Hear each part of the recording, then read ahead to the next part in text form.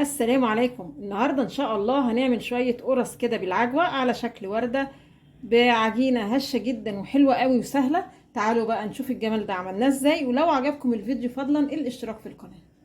اول حاجة معايا هنا كيلو دقيق، هضيف لي باكو خميرة فورية بوزن 11 جرام، باكو بيكنج باودر بوزن 16 جرام، معلقة كبيرة سكر، حاجة زي ربع معلقة كده بطرف المعلقة ملح، وبعدين 3 معالق كبار لبن بودر. لو اللبن مش متوفر معاكي اللبن البودر مفيش مشكلة، الوصفة برضو هتمشي وهتبقى زي الفل معانا.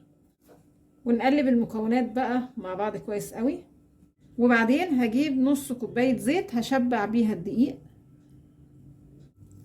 بعد كده هبتدي اعجن بقى الدقيق بلبن يكون دافي، ممكن لبن وممكن لبن على مية، اهم حاجة تكون السوائل معايا دافية. اول ما تلاقي الدقيق كده اتشبع بالسوائل، السوائل بتبقى 3 كوبايات ونص لبن او 3 كوبايات ونص لبن على ميه، طبعا براحتك. لما تلاقي العجينه كده لمت بس بتلزق معاكي، ما تتسرعيش وتحطي دقيق، افضلي بقى اعجني فيها كده قيمه 10 دقايق. كتر العجن ده هيخلي للعجينه عرق وهيخليها طريه. المخبوزات كده لما نخبزها تفضل معانا طريه ما تنشفش بالشكل ده. طبعا هي كانت ملزقه خالص كتر العجن اهو. بصوا العجينه اتلمت معايا، اغطيها بقى كويس قوي ونغطي كمان كده بفوطه. العجين خلاص خمر، هنلم بقى العجين. هقسم بقى العجين لكور كده صغيره بالشكل ده وهرصها جنب بعضها. بعد ما شكلت العجين لكور اغطيه بس كده بكيس تلاجة واسيب كور العجين كده قيمة تلت ساعة تخمر كمان مرة. تمام قوي كده، الكور خلاص خمرت كمان مرة.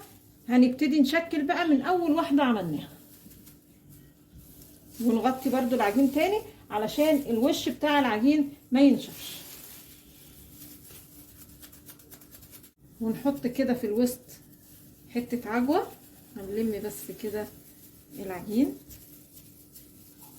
ونقفل على العجوة كويس قوي ونبططها كده. وبعدين هنيجي كده بالمقص او بالسكينة ونعمل كده فتحات كده عشوائية في القرص العجين، يعني اهي كده.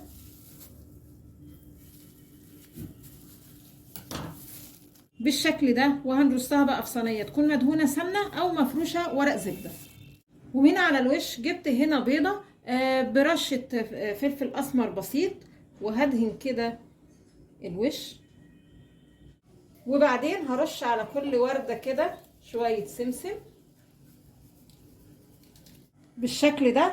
هنسيب بقى الوردات دي تخمر كمان مرة حاجة زي 10 دقايق. في الوقت ده نكون مشغلين الفرن ويسخن على درجة حرارة 200، وبعدين ندخل الصينية الرف الوسطاني حسب بقى ايه نظام الفرن عندك. ممكن تحتاجي بعد ما يستوي من تحت تطفي وتشغلي الشواية للوردات كده على الوش تاخد لون، وممكن يستوي فوق وتحت مرة واحدة، كل واحدة ايه حسب نظام الفرن عندها. وده الشكل النهائي معانا بقى. تعالوا نشوف ايه الاخبار.